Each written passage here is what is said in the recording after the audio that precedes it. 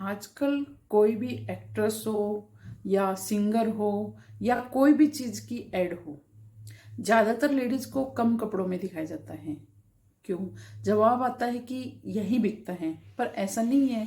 ये लेडीज का एक तरह से शोषण है और खुद लेडीज इसमें सहयोग कर रही है।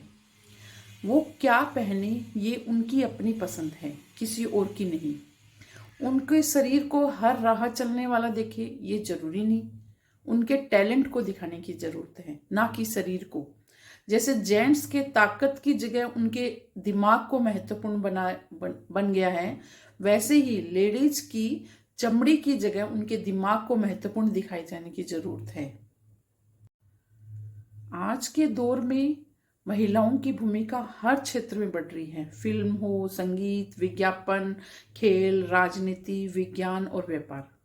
लेकिन एक विडंबना यह है कि महिलाओं की प्रतिभा और क्षमता को सही मायने में पहचानने की बजाय अक्सर उनके शरीर को ही प्रमुखता दी जाती है।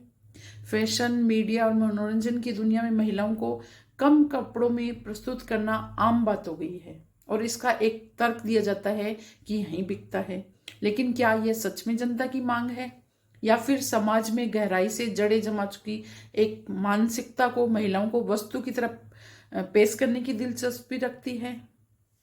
अगर इतिहास में नजर डालें तो हमें ऐसी महान महिलाएं मिलेगी जिन्होंने अपनी बुद्धिमत्ता, कला, वैज्ञानिक खोजों और सामाजिक कार्यों से दुनिया को प्रभावित किया है। जैसे Kalpana Chawla, Indira Gandhi, mother Teresa, Lata Mangeshkar, Kiran Bedi, Mary com, इन सभी ने अपनी क्षमता और मेहनत से पहचान बनाई, ना कि अपनी पहनावे से। आज की युवा पीढ़ी को यह समझने की जरूरत है कि किसी भी क्षेत्र में सफलता केवल फिजिकल आकर्षण से नहीं मिलती, बल्कि असली ताकत उनके दिमाग, चरित्र और कौशल में होती है। अगर यही बिकता का तर्क होता तो महिलाएं वैज्ञानिक, डॉक्टर, इंजीनियर, नेता और बिजनेस वोमेन नहीं बन पाती। और एक कड़वी सच्चाई इसमें यह भी है कि कई बार महिलाएं स्वयं इस प्रवृत्ति को बढ़ावा देती हैं। कई बार ऐसा इसलिए होता है क्योंकि उन्हें बताया जाता है कि सफलता का एकमात्र रास्ता है। ग्लैमर इंडस्ट्री और सोशल मीडिया ने एक ऐसा माहौल बना दिया है जहां महिलाओं पर दबाव होता है कि वे अपनी उपस्थिति को आकर्षण बनाने पर ध्यान दें, भले ही उनकी असली प्रतिभा कुछ और हो। परंतु क्या यह वास्तविकता सशक्तिकरण है? सशक्तिकरण तब होता है जब एक महिला अपने फैसले खुद ले सके, अपनी पहचान को बुद्धिमत्ता और कार्यों से बनाए और केवल बाहरी सुंदरता के आधार पर जज न की जाए। जिस तरह पुरुषों की ताकत उनके दिमाग को माना जाने लगा है, उसी तरह महिलाओं को भी पहचान उनके ज्ञान और विचारों से होना चाहिए, न कि उनकी चमड़ी से। हमें यह तय करना होगा कि किस तरह की महिला आदर्श प्रस्तुत करना चाहते हैं। क्या हम अपने भविष्य की पीढ़ी को यह सिखाएंगे कि महिलाओं की कीमत केवल उनके लुक्स पर निर्भर करती है, या फिर यह कि वे अपनी काबिलियत से दुनिया बदल सकती हैं?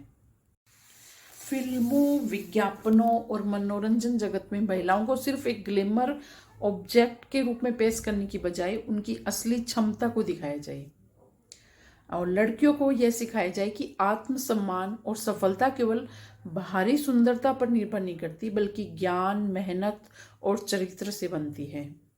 स्वयं महिलाओं को जागरूक होना होगा।